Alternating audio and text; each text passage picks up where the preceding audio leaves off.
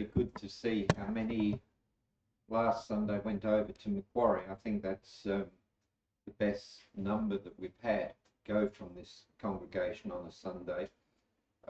So again, that was really good to see. It was a good opportunity to get to meet people from various places, and that's an event that has been taking place every year apart from when COVID intervened. Today, let me start off with the words of a song from some years ago. The ocean is a desert with its life underground and a perfect disguise above. And those are some of the lyrics from a song called Horse with No Name back in 1972.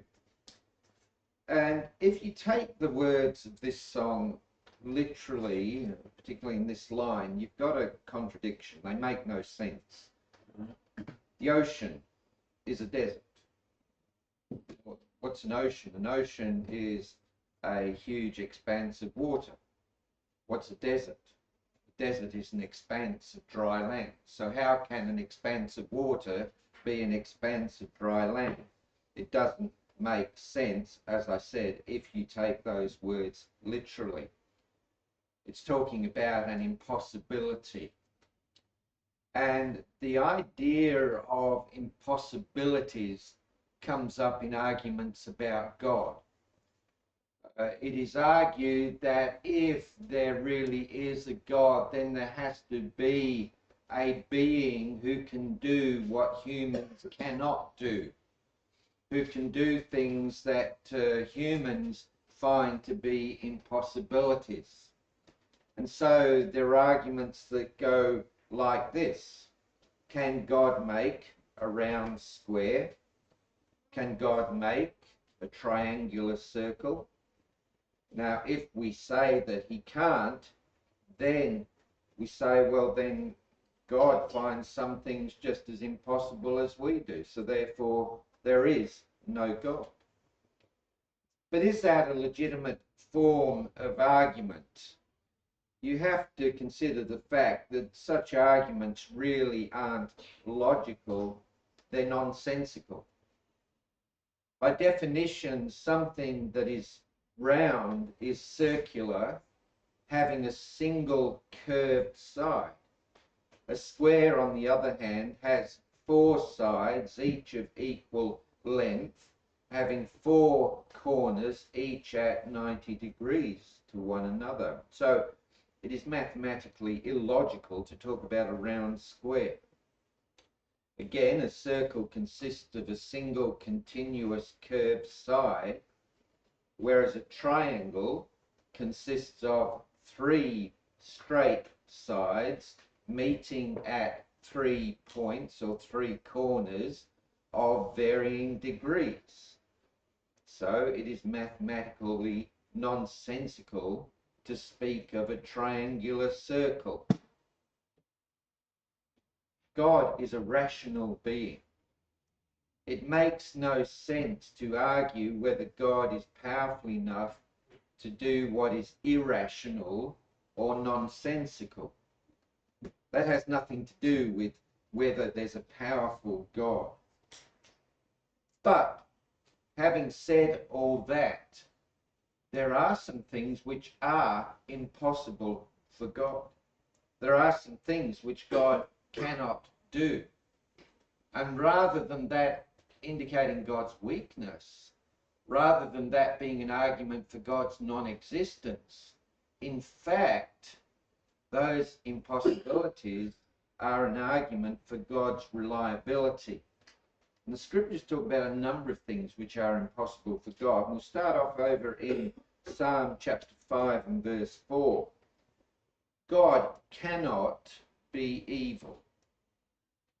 And you can approach this a number of ways. But Psalm 5 and verse 4, for you are not a God who takes pleasure in wickedness. No evil can dwell with you.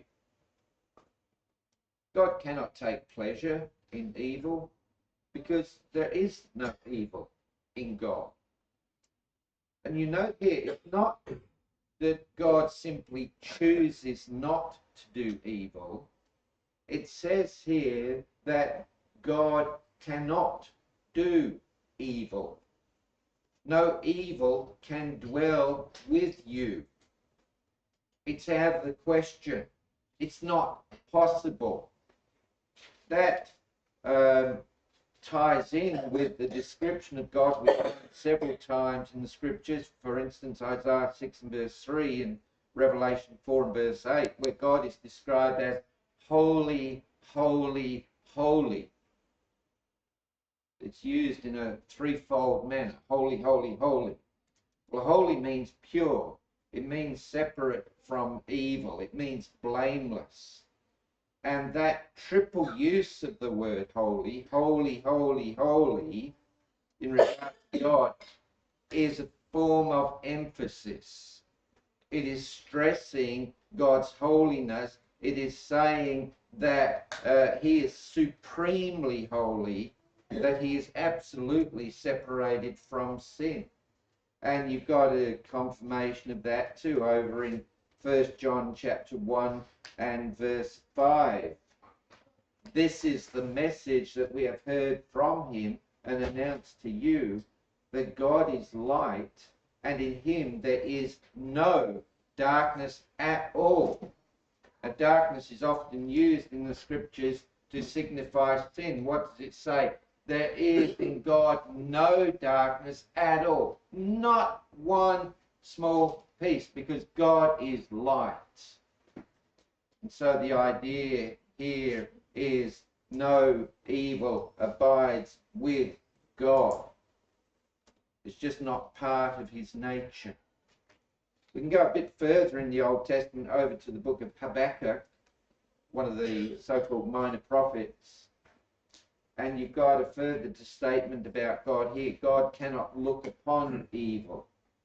Habakkuk chapter 1 and verse 13, just the first part of it. Your eyes are too pure to look at evil, and you cannot look at harm favorably.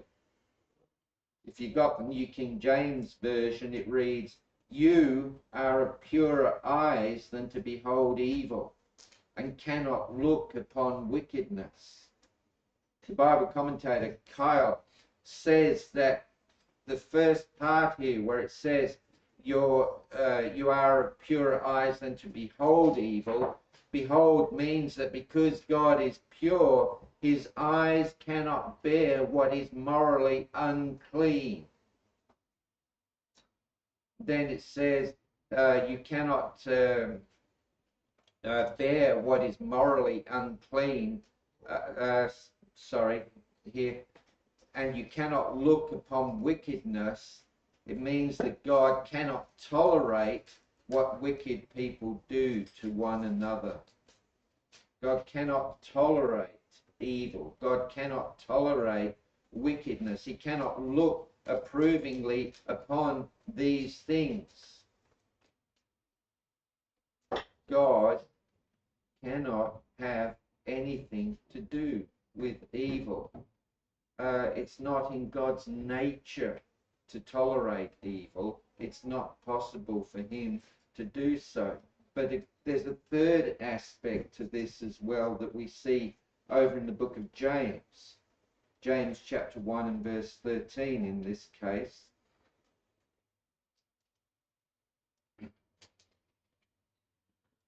No one is to say when he is tempted, I am being tempted by God, for God cannot be tempted by evil, and he himself does not tempt anyone. You see here about God that he cannot be tempted by evil. Nothing can motivate him to want to sin. Nothing makes him want to sin. When we're tempted, something is making us want to do the wrong thing. But it says here, God is not tempted by evil. God cannot be tempted by evil. It's impossible for God to be tempted by evil. So what we've got in all of this is that in God there is neither the existence of sin, the approval or the tolerance of sin, nor the desire or motivation to sin. God is completely pure, and that is because of the nature of God. God can no more sin than a circle can be a square. It just doesn't go together. And that is particularly significant when you compare the true God, the God of the Bible, with the gods of ancient times, the gods that were there in Old Testament times, the gods that were being worshipped by pagans in New Testament times. You look at a statement made by a writer named Merrill C. Tenney in his book New Testament Times. The ancestral gods were distant and unreal, capricious in their attitude, and often less ethical than their worshippers. It's saying there that the gods that people created behaved no better than human beings did. Tenney says that the gods were capricious. Capricious describes somebody who displays sudden changes of mind without there being any apparent reason for such. So the pagan gods were unpredictable. They did whatever they felt like doing at any given time. They might do something one moment and switch to something the next moment. And you'll notice too, Tenney's words, that the gods that the pagans worshipped were often less ethical than were the worshippers. And what it's saying is these gods displayed all sorts of sinful and immoral behavior. In fact, if you read anything about the gods of the Greeks and the Romans, so forth, they did all sorts of bad stuff, we might say. And the end result of that, because the gods were capricious, they changed from one thing to another, they played around with human beings and so forth, then how could you trust these gods? Especially when they had all the failings of human beings. If you read Greek drama, early Greek drama, you find them victimizing people, playing games with people. How can you trust gods that murder, commit adultery, seek revenge, and so forth? How would you get assurance or comfort or peace from those gods? And you say, yeah, but we don't worship those sorts of gods now, don't we? I was just watching the morning news recently, and it occurred to me that they gave more time to entertainment news items than they did to regular news. And people almost worship singers and actors and so forth, and yet you look at the behavior sometimes from some of these people. The things that we worship fall so far short of the true God. It is impossible for God to engage in sin in any way. He cannot be involved. He's totally pure, totally, we can say, reliable, as we're about to see. We'll go over to another point about God over in 2 Timothy chapter 2 and verse 13. It says there that God cannot deny himself. It's actually speaking of Jesus Christ here. Let me read to you from 2 Timothy chapter 2, beginning in verse 11. The statement is trustworthy. For if we died with him, we will also live with him. If we endure, we will also reign with him. If we deny him, he will also deny us.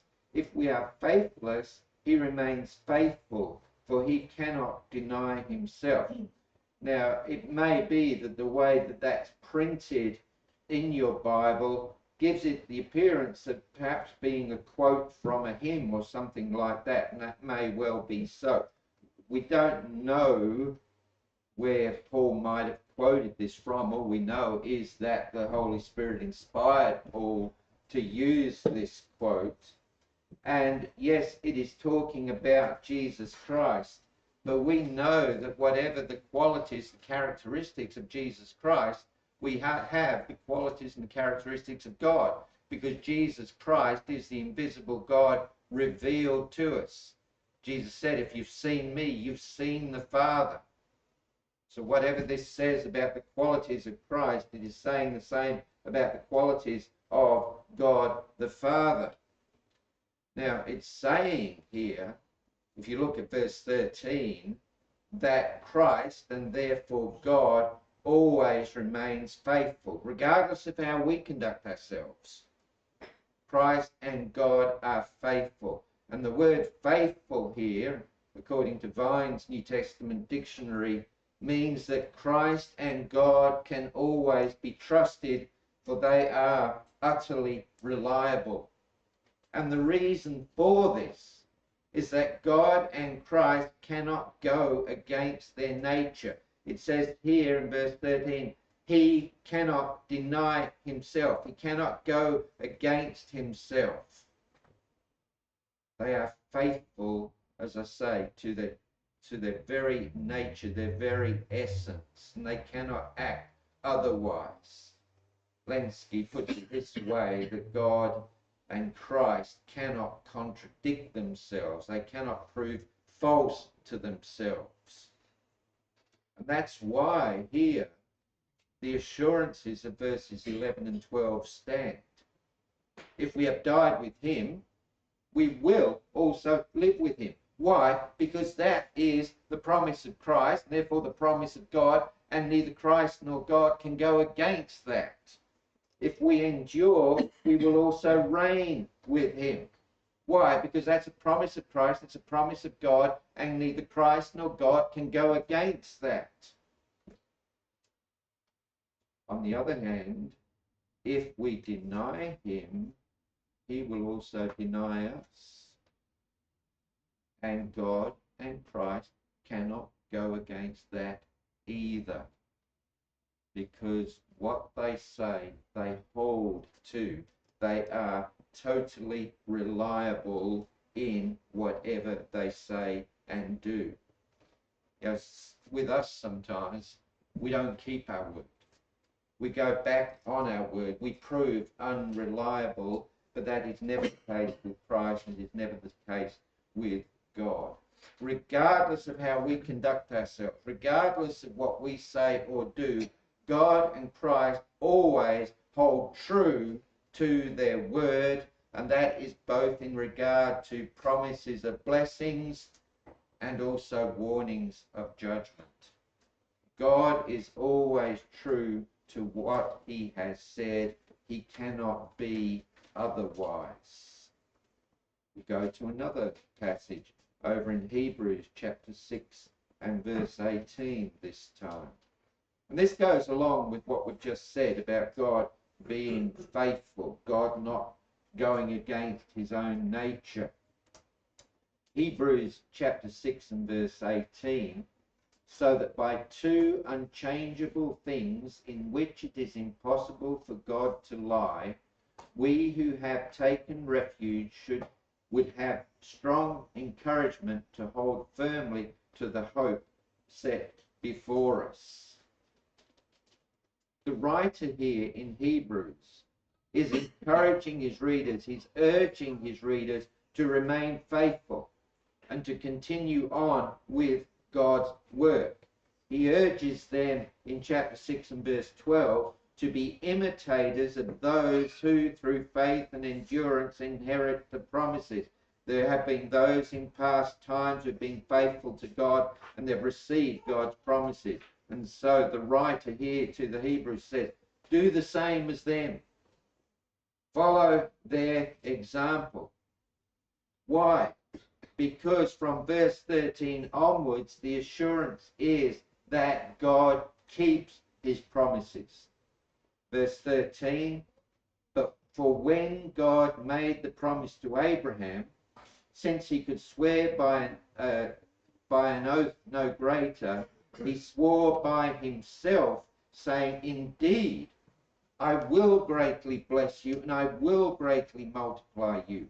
And so, having patiently waited, he obtained the promise. Abraham obtained the promise. For people swear by an oath by one greater than themselves, and with them an oath serving as confirmation is an end of every dispute. In the same way, God, desiring even more to demonstrate to the heirs of the promise the fact that his purpose is unchangeable, confirmed it with an oath, so that by two unchangeable things in which it is impossible for God to lie, we who have taken refuge would have strong encouragement to hold firmly to the hope set before us. This hope we have as an anchor of the soul, a hope both sure and reliable, one which enters within the veil. And that's using the illustration of the holy place, the most holy place in the temple. But you've got two things here. Number one, God gave a promise to Abraham. I will greatly bless you and I will greatly multiply you. And then God backed that up with an oath. It says, indeed, I will greatly bless you and will greatly multiply you. If you've got the King James Version, surely I will do these things. Now, the original form, this is quoting from Genesis 22, verse 17. The original form of this statement is, in blessing I will bless you, in multiplying I will multiply your seed. And Lenski says on this that in the Hebrew language, you have this idea of indeed or surely. It is an assurance. It is an oath. God was making a promise, and God was backing up that promise with an oath. And what does it say here? That in regard to both of those things, God does not lie. He does not lie in regard to his promises. He does not lie in regard to whatever oath that he might make in regard to that. It is, it says here, impossible, verse 18, for God to lie. Not that God chooses not to lie. God can't lie. It's not in his nature to do that. It is impossible for that to occur. So when God makes a promise, you can believe that. And that's what the writer is saying to his readers. Look at the example with Abraham. Look how God gave him a promise and God kept that promise. And the meaning is that just as God kept his promises with Abraham, so God will keep his promises for his people today. So stick with God. How much reassurance is that? That when you read a promise here in the Bible, it's applicable to us, God means that promise and God will keep that promise. You know, it's not like political promises. You know, we come to the elections and we get all sorts of promises, and there's a bit of a cynicism because so often we've seen promises broken. We see promises about various products that are advertised, and we're cynical about that because we've found so often the products don't live up to their promises. But God does. All the time, God keeps his word. You can rely upon him. You can depend upon him totally. Let's look at one more passage, and we're going to go back to James 1 and verse 13. I know we've already read it, but there's one more point that we can take from it. James 1 and verse 13, no one is to say when he is tempted, I am being tempted by God, for God cannot be tempted by evil, and he himself does not tempt anyone. Now, I've already made the point, referring to this passage, that God has no evil in himself. God cannot even be tempted to do evil. God, therefore, is totally sinless. And because of that, there's another assurance here. He himself does not tempt anyone. because there's nothing bad in God. He's not going to make other people do anything bad. Now that appears to be a contradiction, because if you've got the King James Version and you go back to such a passage as Genesis chapter 22 and verse 1, it says there in the King James Version that God tempted Abraham. Yet it says here in James, God doesn't tempt anybody. However, if you look at the Greek word, which is translated back in Genesis 22 and verse 1, it can be translated to mean to test, to try, to prove.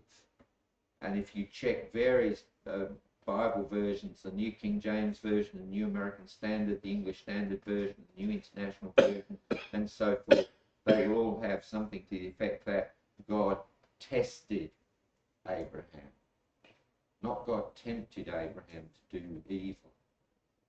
Why would God test us? Well, it reveals our weaknesses, and it helps us to see our weaknesses. That's the important thing in being tested.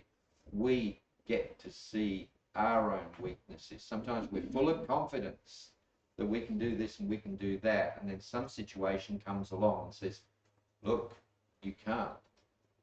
And so that makes us more aware of our weak points, makes us want to do something about it. And in regard to temptation, we've got two assurances from God. We've got this one, that if we ever are tempted, that temptation is not from God. It's from some other source. And then if we go over to 1 Corinthians chapter 10, we find here in 1 Corinthians 10 and verse 13 that even if we are tempted from another source, God is still in control, and God will never let us be tempted beyond what we're able to deal with. 1 Corinthians 10 and verse 13, no temptation has overtaken you except something common to mankind.